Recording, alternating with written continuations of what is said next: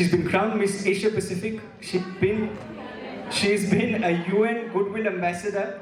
Many of us know her because of her on-screen performances, but quite honestly, personally, she's been somebody who, I've long admired for the reason she is champions development goals. And now she is the United Nations Secretary General's advocate for Sustainable Development Goals, an ambassador for the Wildlife Trust of India, a film producer, an actor, and a person who needs little introduction. Ladies and gentlemen, boys and girls, please put your hands for Mirza.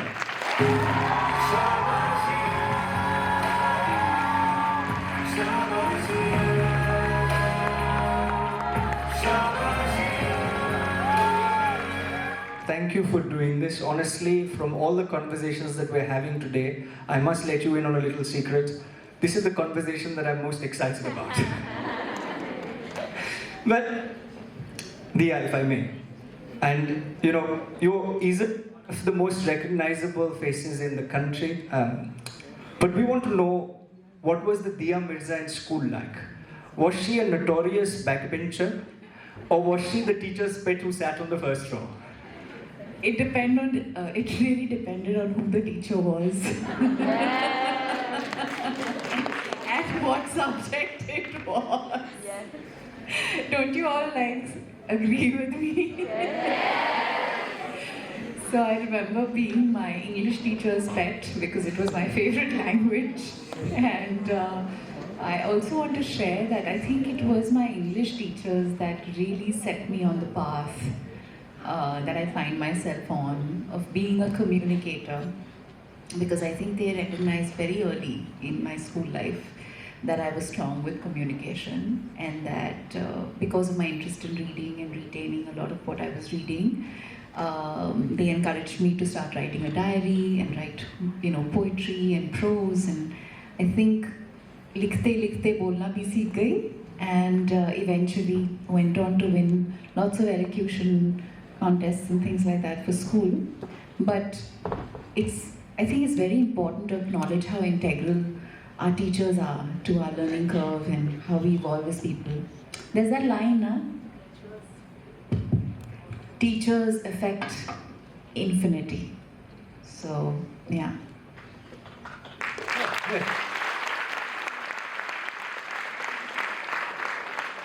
School plays... It was eternity. Eternity. The school definitely plays a big part in the person that you eventually become. But all of us, and I must on a lighter note start off this conversation because we've had very heavy conversations before this, is which has been your least favorite subject in school, and I'm hoping it was mathematics. Absolutely what?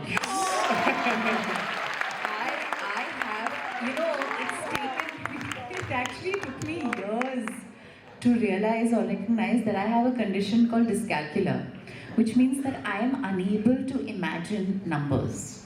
And I just can't retain anything that is number specific. You tell me a story, I'll remember it for life if it's, something that I can visualize very easily, which is why geography, history, English were my favorite subjects, because there was just so much to imagine. But mathematics, my weakest subject, still is. I warn my daughter not to ask me any questions in maths, and soon I'll have to tell my toddler to do the same. I was only hoping for that because everybody who came before you was so strong at math that I was feeling very left out. I'm right here, offering full support, Rishabh. Thank you. And you know what, you've been associated, apart from films, you've been associated with kindness and empathy.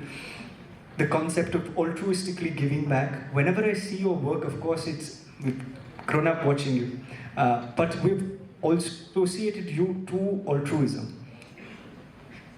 Meeting a lot of people, the good fortune of meeting a lot of people from diverse walks of life, I can safely say that very many of them sometimes lose that kindness, both in communication and so also in terms of day-to-day practice.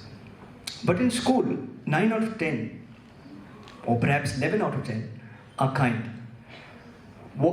How do we keep that altruism alive as we grow up and deal with life? You said you were going to keep it light. Let me try and say this as simply as I can. I think kindness has to be taught and kindness has to be learned, because I don't believe empathy is innate. And I say this because, I'm witnessing so many people with such a inability to remember that all life is connected and that we're all, co-passengers on this journey. And we inhabit one home, which is our planet, our shared home. And especially now, when you look to the kind of communication online or the kind of hate speech and the kind of personal vicious attack and vitriol that we witness in the political, dialogue and space, and it's kind of extending itself to even how children treat each other in schools. There's this whole cancel culture.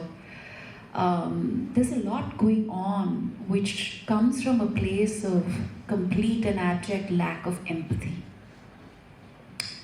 So I think it's important for education systems to encourage young people to remember that, you have to learn to put yourself in other people's shoes and just be kind. I remember my parents always telling me, if you have something unkind to say, don't say it.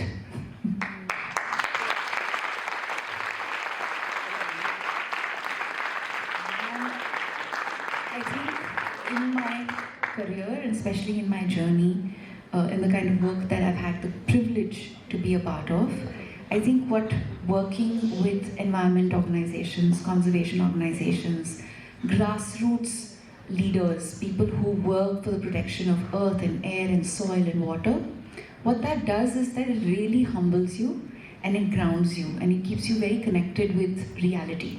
So you don't have a misinformed understanding of life, and I think you also become a little less self-serving and a little less self-consumed, which are two very integral ways of remaining connected to the world around you outside of your own immediate life cycle or life circle.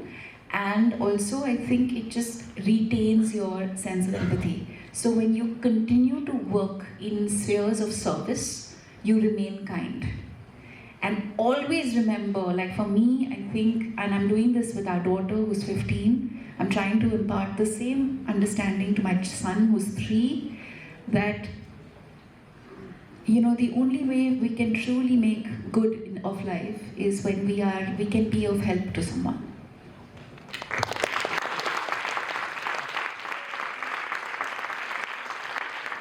You've articulated it beautifully, but if I may just add, I always have encountered that people with a lot of ego, and the more successful worldly, the more success that you get according to worldly parameters, the more the ego essentially comes in, and the ego is, as I call it, everlasting, gory overconfidence. The issue is that there's a thin line between confidence and overconfidence, and at the risk of overstating it, may I ask you to repeat why is it important to be confident but not overtly confident? Like I was narrating my journey of being a presumptuous teenager when I was 18, only then to be chided and humbled by my grandfather many a time. At 15, 16, 17, 18, how could you best explain this to us? Those are just very challenging years of your life. You're finding your own voice. You're struggling to understand what you like, what you don't like, what do you want to say yes to, what do you want to say no to. It takes 10 years to discover what you want to definitely say no to, and the power of yes. And also, of course, the power of no. And I think with your hormones flying all over the place, there's a lot that teenagers have to straddle with as it is, and the compounded pressure and responsibility of delivering to a system, whether it is getting good grades or being excellent at extracurricular activities, the pressure of getting admission in good colleges. There's all kinds of things you need to figure out. confidence is nothing but arriving at a moment or a place or a situation with preparedness. And overconfidence is bringing your ego with you into the room. So I think the biggest challenge of our lives will be to learn to witness our ego. And whenever our ego surfaces, allow ourselves to have the ability to say, "Aaj aap ghar pe raho."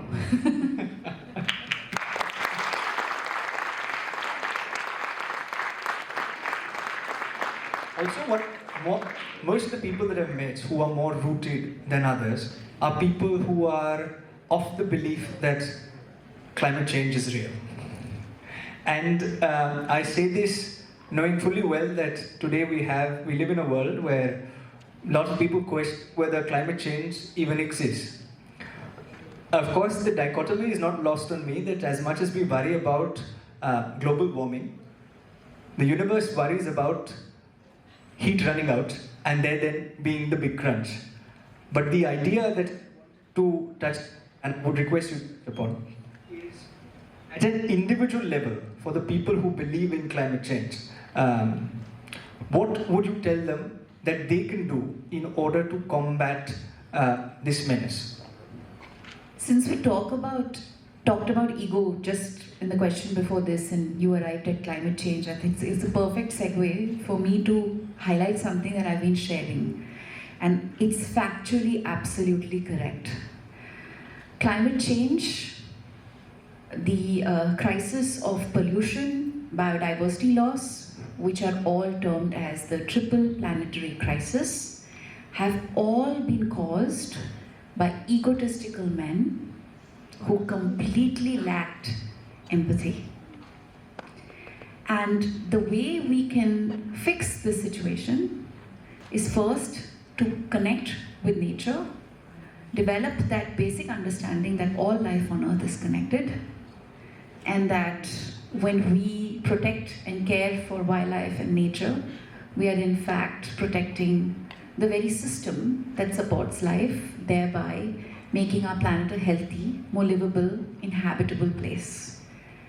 For those who think that climate change is not real, the only thing I can say to them is that if the adversity we are surrounded by in this present day, where heat waves have arrived home, so you're not talking about an alien or distant concept of an iceberg melting in a distant land and place. You're talking about flash floods that are happening within your country. You're talking about heat waves that are happening in your country. You're talking about how pollution is impacting your grandparents, your younger siblings, your parents. And it's a very real situation that has arrived home. So we can't deny it anymore, it's undeniable. Now, all these realities can be deeply debilitating because you may feel, just like I do on many days, that it is not my actions that have caused this catastrophe, that we are having to, grow up in and become mature adults in and make career choices in and lifestyle choices in. And it's hard when you're a part of a capitalist system that is constantly driving consumerism, where everything and everywhere you look is being asked to be consumed, right? Buy me, buy me, buy me, buy me. How do you find within yourself the ability to look around you and say, I want to be a better Earth citizen? Because we can't escape to the mountains and live lives of hermits, right? Where we are growing our own food and harvesting our own water and creating our own energy. A lot of people are doing that, but the majority population can't do that. So I always say, do what I'm trying to do. Ask yourself every day, can I make better choices for the planet and people? Can I consume less plastic? Can I eat a more plant-based diet? Can I eat more seasonal and local? Can I make sure that the fruits and vegetables we buy or bring home are free of plastic packaging? Can I manage my waste better at home? Can I compost at home? Can I then ensure that the e-waste or the metal waste or every other component of waste goes to the right vendors for recycling or upcycling? Can I ask tough questions of policymakers, of governments, of even my local district office or ward officer? If you see something wrong, if somebody's cutting a tree, stop. Ask them to show you the license to cut the tree. If they don't have it, call the BMC. Report it. If you see a fire being burnt or garbage being set to fire, report it to the BMC. There's a hotline number that you can call. So I think that active citizenship, that participation, and just that basic understanding that everything that you refuse every day, every time you reuse things, you extend the lifespan of your clothing, or even a pencil, or a new pencil. Like there's this whole thing, right? New annual year, everybody wants a new pencil box and a new school bag, and we used to take pride in extending the lifespan of things. So just become aware of how conscious a consumer you can become. Can you start celebrating less and show it as more, and say that less is more, make that fashionable? I think these are just a few of the things that I think will help all. Fantastic. No, please.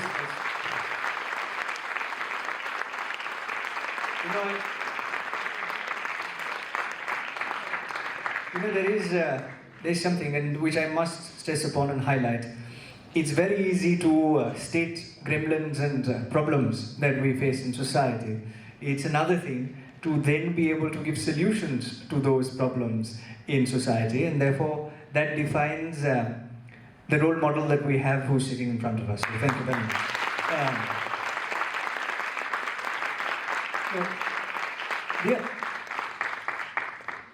And I.I.M.U.N has taken the concept of uniting the world to thousands of schools across India. When I started I.I.M.U.N, along with the team that was 16, 17 and 18, and the teams played a larger role than I have in spreading the concept today to over 200,000 schools. It's across the country. But one of the things that I see missing is schools being able to implement SDGs, both, in the I.I.M.U.N program, of course, it happens, but beyond the I.I.M.U.N program, how can one, today there are educators with us as well, how can one get those SDGs implemented at a grassroots level in schools through the educators, and so also through the children that are sitting in front of you? So, in my previous answer was actually the connection of the SDGs and how one can make them personal. So the first and the most important thing for me that I discovered when I learned about the SDGs is that they can be a personal guide through life. Like, how ideal would the world be if there was zero waste and zero poverty and everybody had access to education, and that there was planet health and we could build sustainable cities and infrastructure. So this all the ideal, for me the SDGs are ideals, right. Like the North Star, something that guides us all and can guide our personal actions. Right. So the SDGs will truly only be implemented when schools make it personal and they adopt them in a way where they can actually showcase how they have adopted the goals, going zero waste. And then, when you adopt the SDGs and you start implementing them at an infrastructural level, at an educational level, at a service and community service level, you then give children the opportunity to understand how they can make it personal. So, for example, when we were getting married, we had access to a female pandit, and we brought her on board, and she was absolutely divine. And after we, shared our wedding in the public space, I realized, oh my God, this is actually driving gender equality. Because this is how gender equality plays out in life. When we make powerful choices in our everyday life to strive to achieve the ideals of the goals, right? So how can I achieve gender equality at home? Can my husband and I do the same work in the presence of my children so that they witness that we are equal? our children see us both go to work. So there's a complete understanding that the man and the woman of the house share the load. They pay as much importance to their work outside as they do to their work at home, and that it's unfair to expect or think that the father should have more leeway to do certain things than the mother does. So I enjoy my work just as much as he does. Can we employ like a gender, even in the workplace, can we create a gender ratio that's equal? So on our film sets or whatever we produce, we make sure the crew is gender equal. We create systems that give equal access to everyone who's involved. Then of course it extends itself to, can we maintain a healthier environment? How are we kind of, running our homes? What kind of supplies we're using? So honestly, the SDGs aren't about something that just policymakers, governments and industries adopt and say, this is what we're striving to achieve by 2030. I think the SDGs can be very, very basic and personal and can be achieved at home in the way we treat each other, in the way we generate employment, in the way we pay salaries, in the choices that we make every day.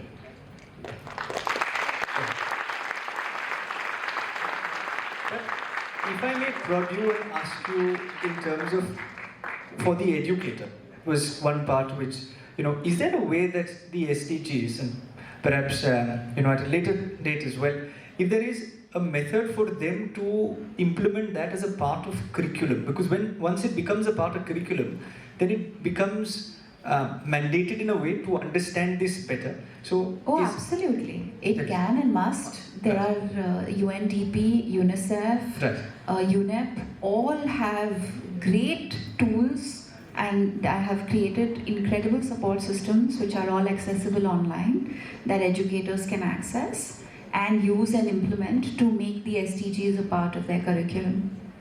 Super.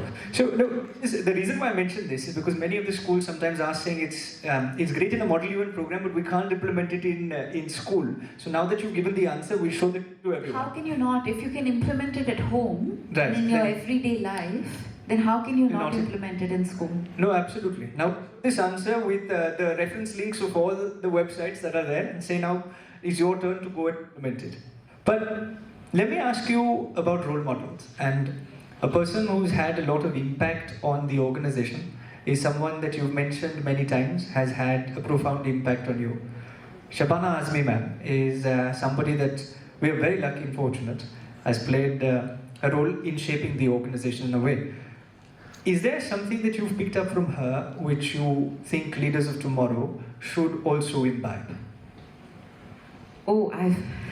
She's had an indelible impact on my life and shaped many of my early choices, and I think much of who I'm becoming is all thanks to her. So very early in my career, I did a film called Tehzeeb with Shabana Azmi, and she played my mother then, and I continue to call her Amma till this date.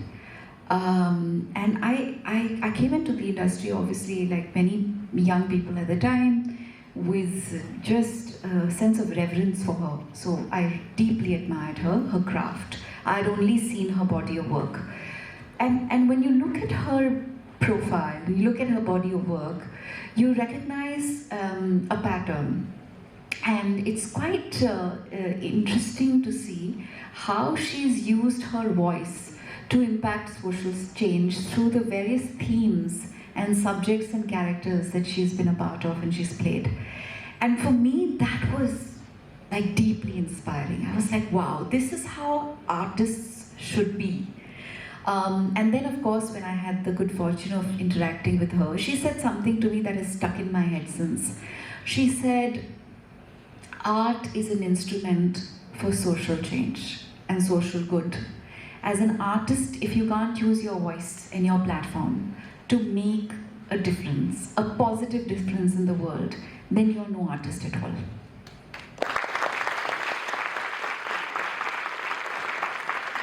I think now I would add one more layer to that, because there is just so much pressure and fear and harassment for those who do use their voice, and intimidation. I think it's so much more important now as artists to remember that not only are we instruments for positive social change, the only way that social change can occur is if we ask the right questions. Hard questions. Very rightly put. The hard questions, the important questions that need to be put to policymakers. First, you mentioned that an artist should use their voice for greater good, to build a more egalitarian society, and one which some would describe as simply utopian. But it is possible. And you give us the belief that it is possible because you raise your voice for many causes. But above all, you also identified as an artist. And there are many young people, I'm sure, who would be watching this and who are watching this live, who would want to be actors as well. What are the three skill sets, or what are the skill sets that are required for actors of tomorrow? Given the changing landscape with the advent of OTT and even with the advent of AI, what is the focus area for them according to you? What should be the focus area? So I say this to every young person who's ever come and asked me this question, because I've learned along the way that this is so true, and it's the only advice I can give you. I think what the camera captures is your worldview. How you carry yourself, what your eyes express, your ability and intelligence to perceive, empathize, and be present in a moment. And I think that the most important thing for actors and artists to do is to be rooted and connected with reality. You know, always engage with real life, engage with real people, know what's happening in the world, know what's happening around you.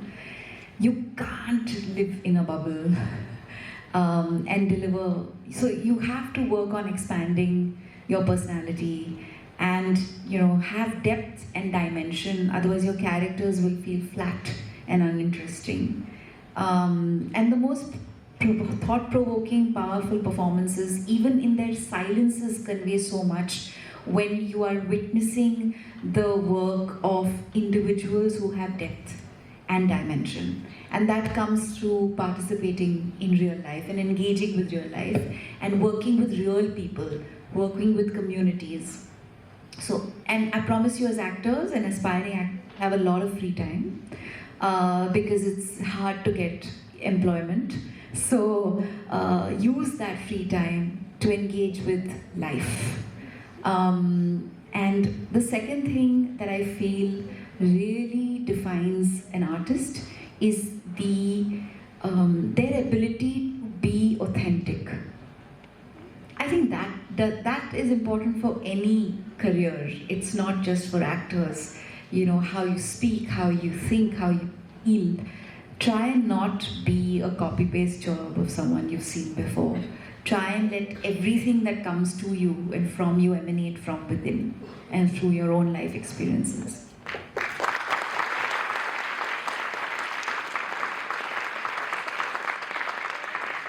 You know, I'm only smiling, laughing because these are the kind of reels that we want to make, that they go viral, and these are the kind of viral need.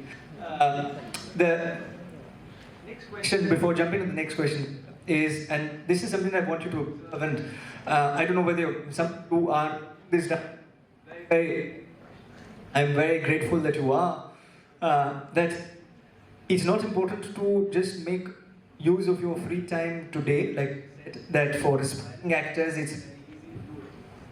But it is equally, I'll try this one last time, but it's equally important to make sure that, as she's shown, take out time from their schedules, even to date, and come here and try to inspire to be the next Mirza. So thank you for doing what you do. Really. Thank you.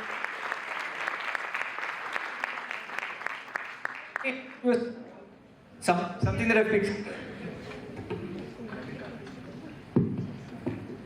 Right. So something that I picked up from a popular talk show host is a small rapid fire, but at the end of which there is only a very small hamper in comparison to what he gives.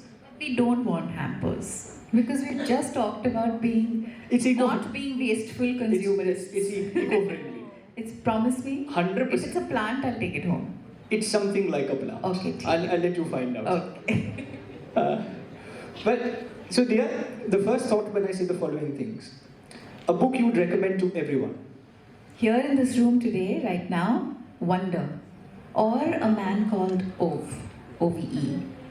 Okay. Beautiful, beautiful books. Since we've spoken about empathy and very powerful books, I've cried. A motto that changed your life.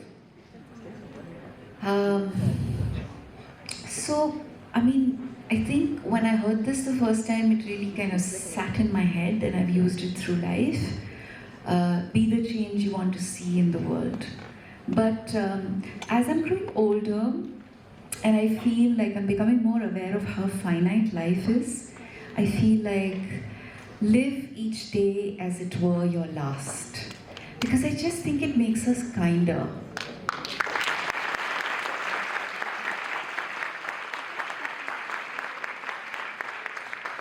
Two girls very politely wanted to applaud in the middle and then waited and looked at me and I said, yes, you must. When I see the word role model, what's the first thought that comes to your mind? Aspire, somebody who you aspire to be like. A Gen Z habit that you've caught on to. Typing in all smalls, not using caps. Do you hear me? Do you get that? My daughter will be very happy to hear the applause for this answer. And I'm like, I don't get it. A movie that you're most proud of. I would like to say that my last film, Thak Thak, because I think it embodies everything that I aspire for. It's got a really powerful storyline. It really empowered us all four, Ratna Pathak, Fatima Sana Sheikh, Sanjana Sanghi and I. We felt so empowered as artists and human beings to be a part of that story. And I'm so, so proud that we made that film. It was produced by Taapsee Pannu. And it's a celebration really of the woman's spirit and the human spirit. And I love it and I'm very proud of it.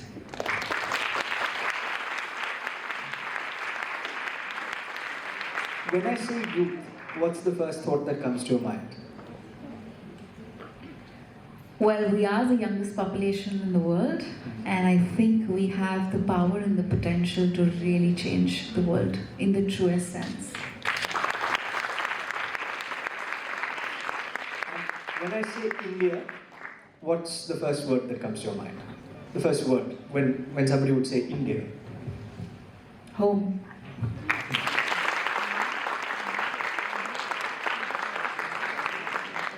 And the last one is when I say I.I.M.U.N, what's the first? They've caught on to it by now. When I say I.I.M.U.N, what's the first thought?